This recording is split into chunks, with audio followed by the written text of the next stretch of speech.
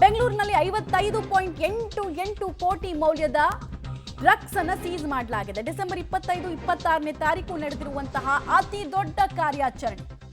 ರಾಜಸ್ಥಾನ ಮೂಲದ king pin ಈ drugs ಜಾಲದ ನೇತೃತ್ವವನ್ನು ವಹಿಸಿದ್ದ. ಯೋಗಿ ರಾಜ್ಕುಮಾರ್ ನಯನ್ ಪವರ್ನಿಂದ ಡ್ರಗ್ಸ್ ವ್ಯವಹಾರ ಆಗ್ತಾ ಇತ್ತು. ಪವರ್ ಅನ್ನೋ ಸರ್ನೇಮ್ ಇದೆ ಅಂದ್ರೆ ಮಹಾರಾಷ್ಟ್ರದ ಲಿಂಕ್ ಹೇಗೆ ಅನ್ನೋದು ನಾವು ಅರ್ಥ ಮಾಡ್ಕೊಳ್ಬಹುದು.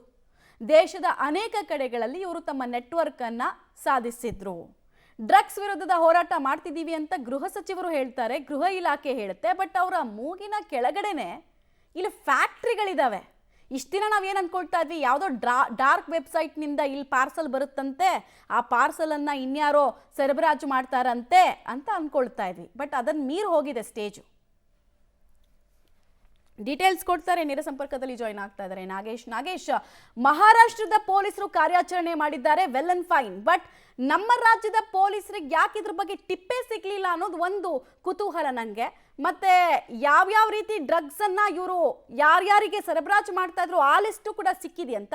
ಮಮತಾ, ಮಹಾರಾಷ್ಟ್ರ ಪೊಲೀಸರು ಬೆಂಗಳೂರಿನ ಹೊರಭಾಗದಲ್ಲಿರುವಂಥ 3 ಸ್ಥಳಗಳಲ್ಲಿ ಡ್ರಗ್ಸ್ ಫ್ಯಾಕ್ಟ್ರಿಗಳನ್ನು ಸೀಸ್ ಮಾಡಿರುವಂಥದ್ದು. ಸದ್ಯ ಬೆಂಗಳೂರಿನ ಅವಲಹಳ್ಳಿ ಪೊಲೀಸ್ ಠಾಣಾ ವ್ಯಾಪ್ತಿಯಲ್ಲಿ ಬರುವಂತಹ ಯರ್ರಪ್ಪನಹಳ್ಳಿ ಏನಿತ್ತು, ಯರ್ರಪ್ಪನಹಳ್ಳಿಯಲ್ಲಿ ಒಂದು ಡ್ರಗ್ಸ್ ಫ್ಯಾಕ್ಟ್ರಿಯನ್ನು ಸೀಸ್ ಮಾಡಿದ್ದಾರೆ. ಅದನ್ನು ನಾನು ಮೊದಲಿಗೆ ನಿಮಗೆ ತೋರಿಸ್ತೀನಿ. ಇದೇ ಈ ಗೋಡನ್ ಏನಿದೆ, ಈ ಗೋಡನ್ನಲ್ಲಿ ಆರೋಪಿಗಳು ಡ್ರಗ್ಸನ್ನು ತಯಾರು ಮಾಡ್ತಿದ್ರು ಅನ್ನುವಂಥ ವಿಚಾರ ಮಹಾರಾಷ್ಟ್ರ ಪೊಲೀಸರಿಗೆ ಸಿಗುತ್ತೆ. ಮಹಾರಾಷ್ಟ್ರ ಪೊಲೀಸರಿಗೆ ಹೇಗೆ ಬೆಂಗಳೂರಿನಲ್ಲಿ ಡ್ರಗ್ಸ್ ಫ್ಯಾಕ್ಟ್ರಿ ವರ್ಕ್ ಆಗ್ತಾ ಇದೆ ಅನ್ನುವಂಥ ಮಾಹಿತಿ ಸಿಗುತ್ತೆ ಅನ್ನೋದನ್ನು ನೋಡೋದಾದರೆ, ಮಹಾರಾಷ್ಟ್ರ ಪೊಲೀಸರು ಇತ್ತೀಚೆಗೆ 1.5 ಕೋಟಿ ಮೌಲ್ಯದ ಡ್ರಗ್ಸನ್ನು ಸೀಜ್ ಮಾಡಿ ಅಬ್ದುಲ್ ಶೇಖ್ ಅನ್ನುವಂಥ ವ್ಯಕ್ತಿಯೊಬ್ಬನನ್ನು ಅರೆಸ್ಟ್ ಮಾಡಿ ವಿಚಾರಣೆಯನ್ನು ಮಾಡಿದಂಥ ಸಂದರ್ಭದಲ್ಲಿ ಆತನಿಗೆ ಬೆಳಗಾವಿಯ ಪ್ರಶಾಂತ್ ಯಲ್ಲಪ್ಪ ಅನ್ನುವಂಥ ವ್ಯಕ್ತಿ ಸಂಪರ್ಕದಲ್ಲಿರುವಂಥ ಮಾಹಿತಿಯನ್ನು ಪಡೆದುಕೊಂಡಂಥ ಮಹಾರಾಷ್ಟ್ರ ಪೊಲೀಸರು ಆತನಿಗೆ ಬಂಧನ ಮಾಡಿ ತನಿಖೆಯನ್ನು ಮಾಡಿದಂಥ ಸಂದರ್ಭದಲ್ಲಿ ಈ ಪ್ರಶಾಂತ್ ಕೊಟ್ಟಂಥ ಮಾಹಿತಿ ಆಧಾರದ ಮೇಲೆ ಬೆಂಗಳೂರಿನ ಯರ್ರಪ್ಪನಹಳ್ಳಿ, ಕಣ್ಣೂರು ಮತ್ತು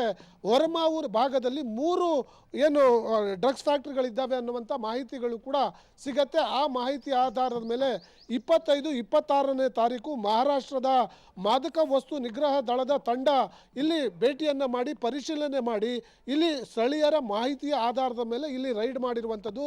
ರೈಡ್ ಮಾಡಿ ಅಲ್ಲಿರುವಂಥ ಕಚ್ಚಾ ವಸ್ತುಗಳನ್ನು ಸೀಜ್ ಮಾಡಿಕೊಂಡು ಈ ಕಟ್ಟಡವನ್ನು ಕೂಡ ಸೀಜ್ ಮಾಡಿರುವಂಥ ವಿಜುವಲ್ಸ್ಗಳನ್ನು ನಿಮಗೆ ತೋರಿಸ್ತಾ ಇದ್ದೀನಿ.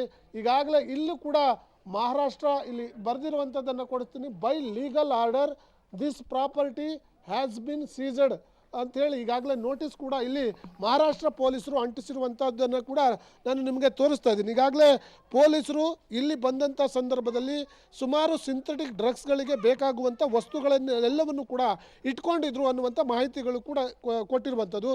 ಅದರ ಜೊತೆಗೆ ಈ ಒಂದು ಫ್ಯಾಕ್ಟ್ರಿಗಳನ್ನು ನಡೆಸ್ತಿದ್ದು ರಾಜಸ್ಥಾನ ಮೂಲದ ಕಿಂಗ್ ಪಿನ್ ಅನ್ನುವಂಥ ಮಾಹಿತಿಗಳು ಕೂಡ ಗೊತ್ತಾಗಿರುವಂಥದ್ದು. ಯೋಗಿ ರಾಜ್ ಎಂಬ ವ್ಯಕ್ತಿ ಈ ಎಲ್ಲವನ್ನು ಕೂಡ ನಡೆಸ್ತಿದ್ದ ಅನ್ನುವಂಥ ಮಾಹಿತಿಗಳಿರುವಂಥದ್ದು. ಅದರ ಜೊತೆಗೆ ಇನ್ನೊಂದು ದುರಂತದ ವಿಚಾರ ಏನಂದ್ರೆ, ಬೆಂಗಳೂರಿನ ಅವಲಹಳ್ಳಿ ಪೊಲೀಸರು ನಿತ್ಯವೂ ಕೂಡ ಇಲ್ಲಿ ಬರ್ತಿದ್ರು ಕೂಡ ಅವರಿಗೆ ಯಾವುದೇ ರೀತಿಯ ವಾಸನೆ ಬಿದ್ದಿಲ್ಲ ಅಥವಾ ಅವರಿಗೆ ಗೊತ್ತಿದ್ದು ಈ ಒಂದು ಅಕ್ರಮ ನಡೀತಿತ್ತು ಅನ್ನುವಂಥದ್ದು ಕೂಡ ಈಗ ಬಹಳ ಚರ್ಚೆಗೆ ಕಾರಣವಾಗ್ತಿರುವಂಥದ್ದು. ಇಲ್ಲಿ ಡ್ರಗ್ಸ್ಗಳು ಮಾರಾಟವಾಗ್ತಿತ್ತು, ಡ್ರಗ್ಸ್ಗಳನ್ನು ತೆಗೆದುಕೊಳ್ಳಿಕ್ಕೆ ಒಂದಷ್ಟು ಜನ ಬರ್ತಿದ್ರು ಅನ್ನುವಂಥದ್ದು ಕೂಡ ಇಲ್ಲಿಯ ಸ್ಥಳೀಯರು ನನ್ನ ಜೊತೆ ಮಾತಾಡಲಿಕ್ಕೆ ತಯಾರಿದ್ದಾರೆ.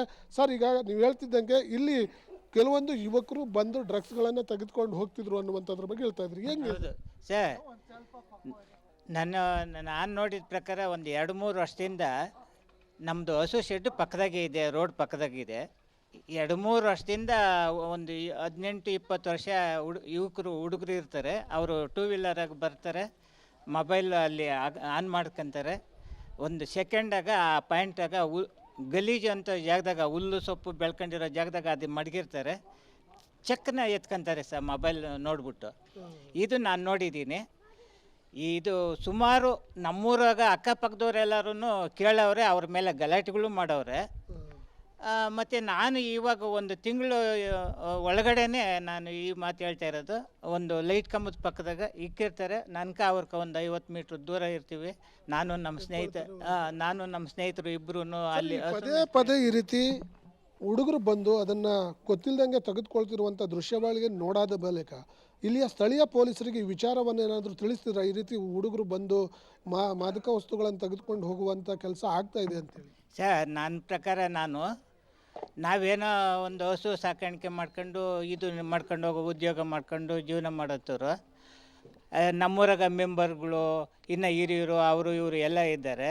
ಮತ್ತು ಅಕ್ಕಪಕ್ಕ ಮನೆಗಳವರೆಲ್ಲನೂ ಇದು ನೋಡಿ ಅವ್ರ ಮೇಲೇನು ಗಲಾಟೆಗಳು ಮಾಡೋರೆ, ಆ ಹುಡುಗರ ಮೇಲೇನು. ಇದೆಲ್ಲರಿಗೂ ಗೊತ್ತಿರೋವಾಗ ನಾವು ಇನ್ನು ಯಾರು ಕೇಳಿ ಇದು ಮಾಡೋಕ್ಕೆ ಹೋಗೋದ? ಅಲ್ಲ, ಪೊಲೀಸರು ಗಮನಕ್ಕೆ ಇಲ್ವಾ ಇದು? ಸರ್, ಇವು ಮೆಂಬರ್ಗಳೇ ಇದೆಲ್ಲ ಊರಾಗ ಗಲಾಟೆ ಆಗೈತೆ, ಇದು ಅವರು ಅಕ್ಕಪಕ್ಕ ಇದ್ದಾಗ ಅವರೇ ಇದು ಮಾಡಿಲ್ಲ ಅಂತ ಅಂದರೆ ನಾವು ಏನು ಮಾಡೋಕ್ಕಾಗುತ್ತೆ ಅನ್ನೋದು ನನ್ನ ಉದ್ದೇಶ. ಮಮತಾ, ಇದೇ ಫ್ಯಾಕ್ಟ್ರಿ ಬಳಿ ಕೆಲವೊಂದು ಯುವಕರು ಒಂದಷ್ಟು ಸ್ಪಾಟ್ಗಳಲ್ಲಿ ಡ್ರಗ್ಸ್ಗಳನ್ನು ಇಡ್ತಾ ಇದ್ರು. ಆ ಡ್ರಗ್ಸ್ಗಳಲ್ಲಿ ಇರುವಂಥ ಸ್ಪಾಟ್ಗಳನ್ನು ಹೇಗೆ ಕಲೆಕ್ಟ್ ಮಾಡ್ಕೊಳ್ತಿದ್ರು ಅನ್ನುವಂಥದ್ದನ್ನು ಅಲ್ಲಿಯ ಸ್ಥಳೀಯರು ವಿವರಿಸ್ತಿರೋದನ್ನು ನೋಡಿದರೆ, ಕಳೆದ 3-4 ವರ್ಷಗಳಿಂದ ನಿರಂತರವಾಗಿ ಇಲ್ಲಿ ಮಾದಕ ವಸ್ತುಗಳನ್ನು ತಯಾರು ಮಾಡಿ ಮಾರಾಟ ಮಾಡ್ತಿದ್ರು ಅನ್ನುವಂಥದ್ದು ಭಾಳ ಕನ್ಫರ್ಮ್ ಆಗ್ತಾ ಹೋಗುತ್ತೆ. ಆದರೆ ಇಲ್ಲಿಯ ಸ್ಥಳೀಯ ಪೊಲೀಸರಿಗಾಗಲಿ CCB ಪೊಲೀಸರಿಗಾಗಲಿ ಯಾರಿಗೂ ಕೂಡ ಗಮನಕ್ಕೆ ಬಂದಿಲ್ಲ ಅನ್ನುವಂಥದ್ದೇ ಈಗ ಸಾಕಷ್ಟು ಅನುಮಾನಕ್ಕೆ ಕಾರಣವಾಗ್ತಾ ಇರುವಂಥದ್ದು. ಯಾಕಂದರೆ ಮಾತು ಎತ್ತಿದ್ರೆ ನಾವು ಡ್ರಗ್ಸ್ ಮುಕ್ತ ಕರ್ನಾಟಕವನ್ನ ಮಾಡ್ತೇವೆ ಅನ್ನುವಂಥ ಮಾತನ್ನ ಹೇಳುವಂಥ ಗೃಹ ಸಚಿವರು ಮತ್ತೆ ನಗರ ಪೊಲೀಸ್ ಆಯುಕ್ತರು ಇದು ಅವರ ಗಮನಕ್ಕೆ ಬರಲಿಲ್ವಾ, ಅಥವಾ ಗಮನಕ್ಕೆ ಬಂದು ವ್ಯಾಪಾರ ಮಾಡ್ಕೊಳ್ಳಿ ಅಂತೇಳಿ ಕಣ್ಣು ಮುಚ್ಚಿ ಕುಳಿತಿದ್ರ ಅನ್ನುವಂಥದ್ದು ಕೂಡ ಈಗ ಬಹಳ ದೊಡ್ಡ ಮಟ್ಟದ ಚರ್ಚೆಗೆ ಕಾರಣವಾಗ್ತಿರುವಂಥದ್ದು. ಮಮತಾ, ರೈಟ್, ಧನ್ಯವಾದ ತಮ್ಮೆಲ್ಲ ಮಾಹಿತಿಗಾಗಿ. ಗಮನಕ್ಕೆ ಬಂದಿಲ್ಲ ಅನ್ನೋದೆಲ್ಲ ನಾವು ಒಪ್ಪಲ್ಲ. ಯಾಕಂದರೆ ಪೊಲೀಸರ ಟ್ರೈನಿಂಗ್ ಪೀರಿಯಡ್ನಲ್ಲೇ ಕೆಮಿಕಲ್ ಸಬ್ಸ್ಟೆನ್ಸ್ ಮಿಕ್ಸ್ ಮಾಡಿ ಆಗುವಂತಹ ಡ್ರಗ್ಸ್ನ ಸ್ಮೆಲ್ ಹೆಂಗಿರುತ್ತೆ ಅನ್ನೋದನ್ನ ಕಿಲೋಮೀಟರ್ ಹಿಂದೆನೇ ಅವ್ರು ಕಂಡು ಹಿಡಿಯೋ ರೀತಿಯಲ್ಲಿ ಅವ್ರನ್ನ ಸ್ಪೆಷಲೈಸ್ಡ್ ಟ್ರೈನಿಂಗ್ ಕೊಟ್ಟಿರ್ತಾರೆ. ಗಾಂಜಾ ಘಾಟನ್ನು ಕೂಡ ಅಷ್ಟೇ, ಇಲ್ಲಿ ಗಾಂಜಾ ಇದೆಯಾ ಇಲ್ವಾ ಅನ್ನೋದನ್ನ ಅವ್ರು ಸ್ಮೆಲ್ ನೋಡ್ಕೊಂಡೆ ಆ ರೋಡಲ್ಲಿ ಓಡಾಡಿದ್ರೆ ಸಾಕು ಕಂಡು ಹಿಡಿದು ಬಿಡ್ತಾರೆ. ಸೊ ಇಲ್ಲಿ ಕಾಂಪ್ರಮೈಸ್ ಆಗಿದ್ರು ಪೊಲೀಸರು ಅನ್ನೋದು ಮೇಲ್ನೋಟಕ್ಕೆ ಕಾಣಿಸ್ತಾ ಇದೆ. ಇಷ್ಟು ದೊಡ್ಡ ಫ್ಯಾಕ್ಟ್ರಿ ಇತ್ತು, ಅಟ್ಲೀಸ್ಟ್ ರಾ ಪ್ರಾಡಕ್ಟ್ಸ್ ಹಿಂಗೆ ಸರಬರಾಜು ಆಗ್ತಿದೆ ಅಂತ ಇನ್ಫಾರ್ಮರ್ ಅಂತೂ ಕೊಟ್ಟಿರ್ತಾರೆ ಮಾಹಿತಿನ. ಅದೆಲ್ಲ ಗೊತ್ತಿದ್ರು ಕೂಡ ಪೊಲೀಸರು ಕಾಂಪ್ರಮೈಸ್ ಆಗಿದ್ರು ಅಂತ ಅನಿಸ್ತಿದೆ. ಸೊ ಸ್ಪಂದನಾ ಲೇಔಟ್ನ ಕಾಲನಿ ಬಾಗಲೂರು ಪೊಲೀಸ್ ಠಾಣೆಯಲ್ಲಿ ವ್ಯಾಪ್ತಿಗೆ ಬರುತ್ತೆ. ಅದು ಈ ಬೆಂಗಳೂರಿನ ಡ್ರಗ್ಸ್ ಫ್ಯಾಕ್ಟ್ರಿಯ ಒಂದು ಭಾಗ ಇದ್ದಿದ್ದು ಇದೇ ಭಾಗದಲ್ಲಿ, ಸ್ಪಂದನಾ ಲೇಔಟ್ ಕಾಲನಿ ಅಂತ. ಇದು ಬರೋದು ಬಾಗಲೂರು ಪೊಲೀಸ್ ಠಾಣಾ ವ್ಯಾಪ್ತಿಗೆ. NG ಗೊಲ್ಲಹಳ್ಳಿಯಲ್ಲೂ ಕೂಡ ಡ್ರಗ್ಸ್ ಫ್ಯಾಕ್ಟ್ರಿ ಇತ್ತು. RJ ಈವೆಂಟ್ ಹೆಸರಲ್ಲಿ ಫ್ಯಾಕ್ಟ್ರಿಯನ್ನು ಅವ್ಯಾಹತವಾಗಿ ನಡೆಸ್ತಾ ಇದ್ರು. ಇಲ್ಲೇ ರಾ ಮೆಟೀರಿಯಲ್ಸ್ ತಂದು ಸ್ಟಾಕ್ ಮಾಡಿ ಡ್ರಗ್ಸನ್ನು ಮಾಡಿ ಅದನ್ನು ಸಪ್ಲೈನೂ ಮಾಡ್ತಾ ಇದ್ರು. ಬಟ್ ಪೊಲೀಸರು ಗಮನ ಕೊಟ್ಟಿಲ್ಲ. ಯರಪನಹಳ್ಳಿ ಆವಲಹಳ್ಳಿ ಪೊಲೀಸ್ ಠಾಣಾ ವ್ಯಾಪ್ತಿಗೆ ಬರುತ್ತೆ. ಇಲ್ಲೂ ಕೂಡ ಡ್ರಗ್ಸ್ ಸಂಗ್ರಹಣೆಯ ಗೋದಾಮು ಇತ್ತು. ಬರ್ತಾ ಇದ್ರು ಜನ, ತಮ್ಮ ಕೆಲಸ ತಾವು ಮುಗಿಸ್ಕೊಳ್ತಾ ಇದ್ರು, ದುಡ್ಡು ಮಾಡ್ತಾ ಇದ್ರು, ಮತ್ತೆ ಸಮಾಜವನ್ನ ಸೂಸೈಡ್ ಪಾಯಿಂಟಿಗೆ ತಳ್ತಾ ಇದ್ರು. ಈ ಡ್ರಗ್ಸ್ ತಗೊಂಡ್ರೆ ಏನಾಗುತ್ತೆ ಗೊತ್ತಾ? ಸಿಂಥೆಟಿಕ್ ಡ್ರಗ್ಸ್ ತಗೊಂಡ್ರೆ ಒಂದು ನಮ್ಮ ದೇಹದಲ್ಲಿ BP 160 to 190 ಹೋಗುತ್ತೆ. ಕೆಲವು ಸಲ ಓವರ್ ಡೋಸೇಜ್ ಆಗಿ ಸತ್ತೇ ಹೋಗ್ತಾನೆ ಅವನು. ನೀವು ಓವರ್ ಡೋಸೇಜ್ ಆಫ್ ಡ್ರಗ್ಸ್ ಅಂತ ಓದಿರ್ತಿರಲ್ಲ, ಯಾವ ಡ್ರಗ್ಸ್ ತಗೊಂಡು ಅಂತ ಕೇಳಿದ್ರೆ ಸಿಂಥೆಟಿಕ್ ಡ್ರಗ್ಸ್ ಅನ್ನ ತಗೊಂಡು. ಯಾಕಂದ್ರೆ ದೇಹದಲ್ಲಿ ಅಡ್ರೆನಲಿನ್ ಅನ್ನುವಂತಹ ಅಂಶ ಜಾಸ್ತಿ ಆಗುತ್ತೆ, ಹೆವಿ ಬ್ಲಡ್ ಫ್ಲೋ ಆಗುತ್ತೆ, ಹೈಪರ್ ಆಕ್ಟಿವ್ ಆಗ್ತಾನೆ ಮನುಷ್ಯ.